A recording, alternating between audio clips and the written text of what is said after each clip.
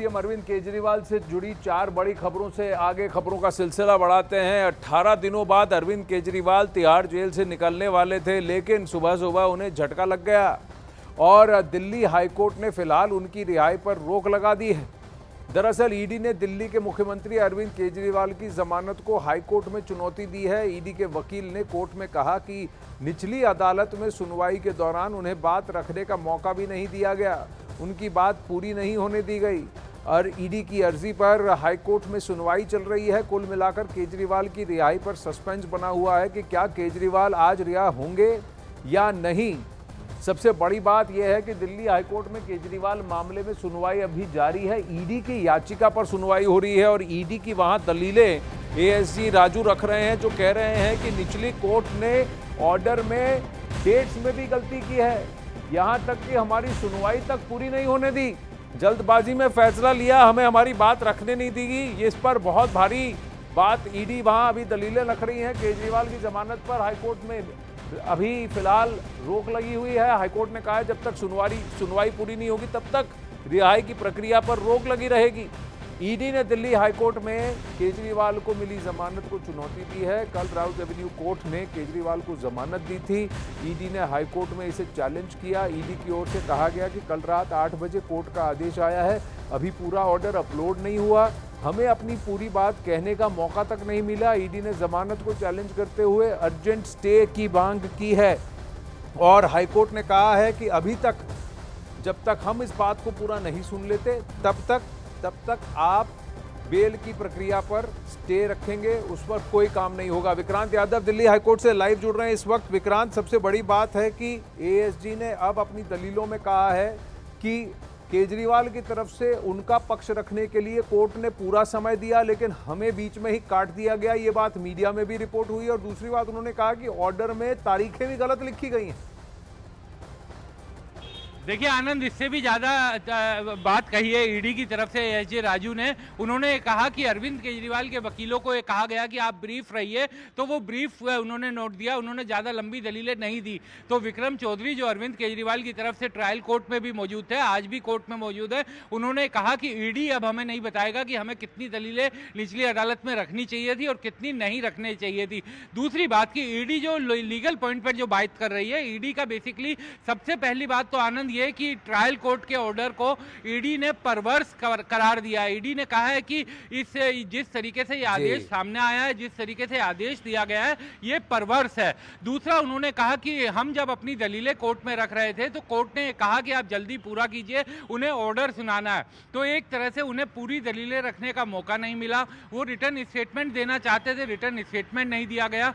जो रिकॉर्ड है उसको कोर्ट ने कहा कि बहुत ही बड़ा रिकॉर्ड है इस मामले से जुड़ा हुआ, उन सबको नहीं देखा जा सकेगा। तो उन्होंने कहा कि बिना देखे जजमेंट ऑर्डर बेल का लिखवा दिया गया, तो इस कारण यह ऑर्डर परवर्स उन्होंने करार दिया। और यह भी कहा है ईडी की तरफ से कि इस मामले में हाईकोर्ट के आदेश का हवाला दिया गया। आपको याद होगा कि अरविंद केजरीवाल ने अपनी गिरफ्तारी को चैलेंज किया था, तो उस मामले में हाईकोर्ट ने अरविंद केजरीवाल के खिलाफ कड़ी टिप्पणियां करते हुए वो आदेश दिया था। तो ईडी की तरफ से अभी ये कहा गया है कि सुप्रीम कोर्ट में उस ऑर्डर को चैलेंज किया गया, लेकिन स्टे ऑर्डर पर नहीं लगा। तो हाई कोर्ट की जो टिप्पणियां उस ऑर्डर पर थी, उस पर भी ट्रायल कोर्ट ने कोई ध्यान नहीं दिया। तो ये दलीलें अभी ईडी की तरफ से दी जा रही है। कुछ देर बाद जब ईडी की दलीलें पूरी हो जाएंगी तो हो सकता है कि अरविंद केजरीवाल के वकील भी आज ही अपनी दलीलें रखें, क्योंकि अरविंद केजरीवाल के वकीलों ने यह कहा कि वो आज शाम की बस नहीं छूटने देना चाहते, क्योंकि आज का दिन अगर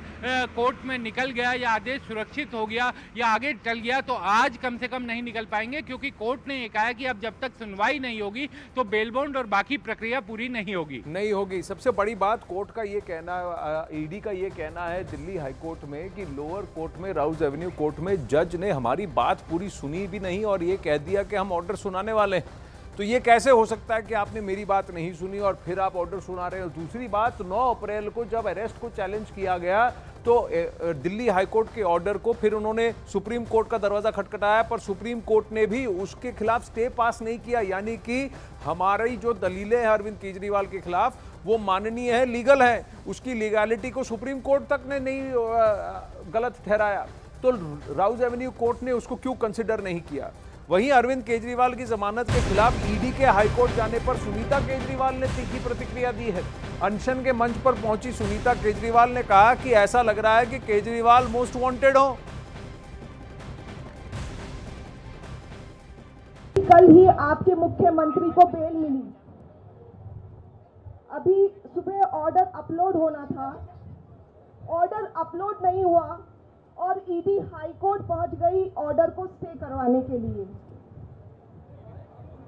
इतना ये तो ऐसे हो गया Arvind Kejriwal is the most wanted terrorist of India कि ईडी किसी को लिबर्टी भी नहीं देने के मुख्यमंत्री के अगेंस्ट वो स्टे के लिए चली जाती है।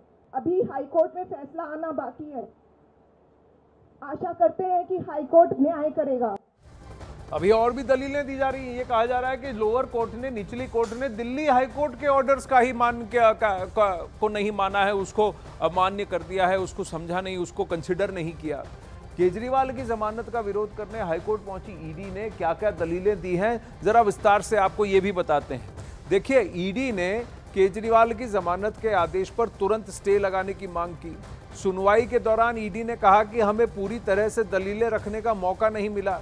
इसके अलावा ईडी ने कहा कि केजरीवाल पर कई सारे गंभीर आरोप हैं और अब ये दलील दी जा रही है कि दिल्ली हाईकोर्ट के ऑर्डर के ये जो बेल का फैसला है इस पर फिलहाल सुनवाई तक रोक लगा दी है। हाईकोर्ट में उसकी सुनवाई हो रही है।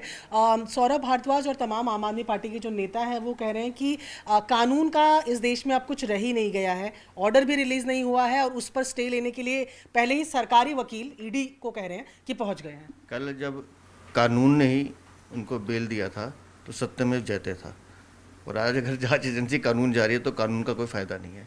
तो ये कानून की परिभाषा अपने हिसाब से देखते हैं। एक अपराधी, जांच एजेंसी और न्यायालय के बीच का मामला है, तो मुझे लगता है निर्णय आने दीजिए। वहीं बीजेपी सांसद मनोज तिवारी ने आम आदमी पार्टी पर निशाना साधा। उन्होंने कहा कि बेल देना या नहीं देना कोर्ट का फैसला है। हमें कोर्ट के ऊपर भरोसा है, हम कोर्ट को दोषी नहीं देते जैसा आम आदमी पार्टी देती है। अगर पीछे ही आप सुन लीजिए कि कोर्ट ने जब जेल दिया, कोर्ट ने बेल नहीं दिया तो कोर्ट को दोषी ठहरा दिया। हम भारतीय जनता पार्टी के लोग हैं, हम भ्रष्टाचार के खिलाफ लड़ रहे हैं और हम इसके लिए हम पीसी भी नहीं खेलेंगे। कोर्ट जो निर्णय करता है हमें उसका स्वागत है। गुनाहगार को सजा मिलनी चाहिए। अब इसी बीच आपको ये भी बता दें कि अरविंद केजरीवाल के बेल ऑर्डर की कॉपी अब सामने आ गई है। केजरीवाल के बेल ऑर्डर में राउज एवेन्यू कोर्ट ने अपने आदेश में ईडी की भूमिका पर सवाल खड़े कर दिए।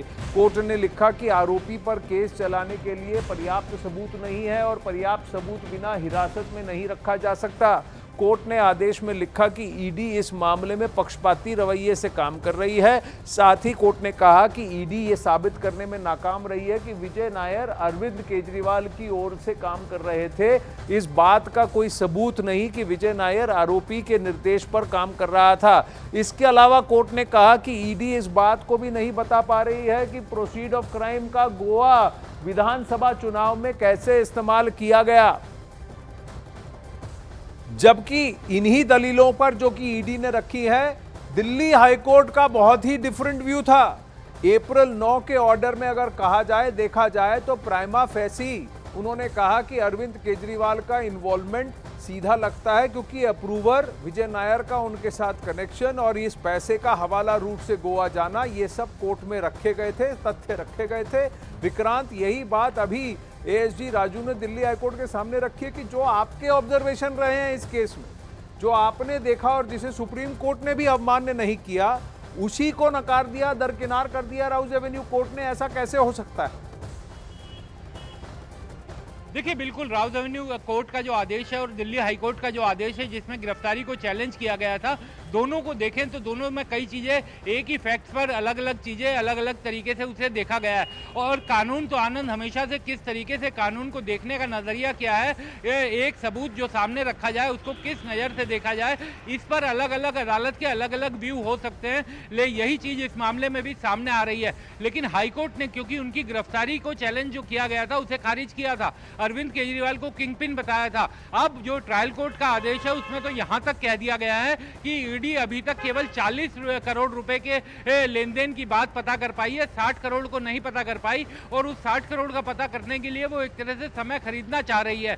दूसरी बात ये कही कि विजय नायर अरविंद केजरीवाल के किस तरीके से करीबी था, ये दिखाने के लिए ईडी के पास कोई सबूत नहीं है।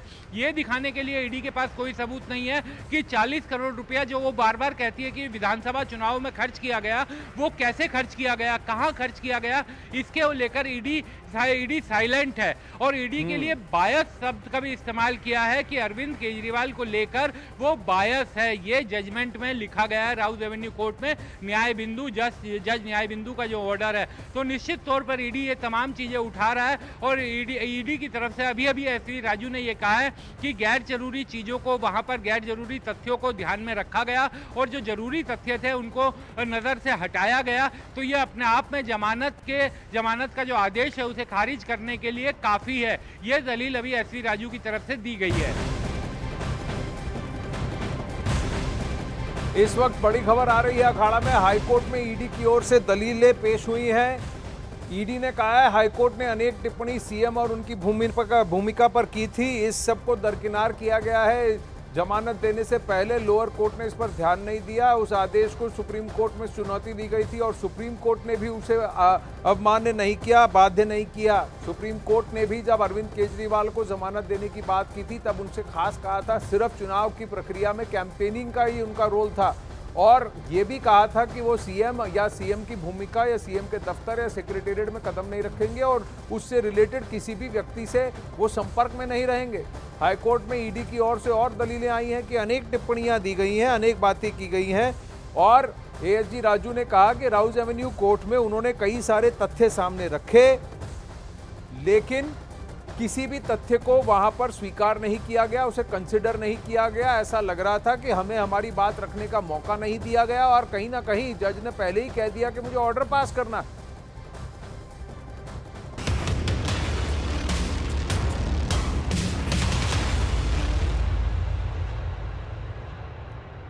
अखाड़ा में किस्सा खबरों को आगे बढ़ाते हैं, सिलसिला बढ़ाते हैं, लेकिन दिल्ली पे ही, और वहां पर जल संकट। अब इस जल संकट पे एक जल अनशन शुरू हो गया है दिल्ली के जल मंत्री का। पानी की किल्लत को लेकर दिल्ली की जल मंत्री आतिशी ने अनिश्चितकालीन अनशन शुरू कर दिया है। दिल्ली की जल मंत्री आतिशी ने केंद्र से दिल्ली के लिए पर्याप्त पानी की मांग की है, साथ ही पानी की मांग पूरी नहीं होने तक अनशन जारी रखने की बात भी कही है। आतिशी का यह कहना है कि दिल्ली को जितना पानी चाहिए उतना पानी मुहैया नहीं कराया जा रहा है, और ये काम केंद्र सरकार का है, क्योंकि जो पानी आना है वो बीजेपी शासित प्रदेश यानी हरियाणा से आना है। मैं यहाँ पर भोगल जंगपुरा में अनिश्चित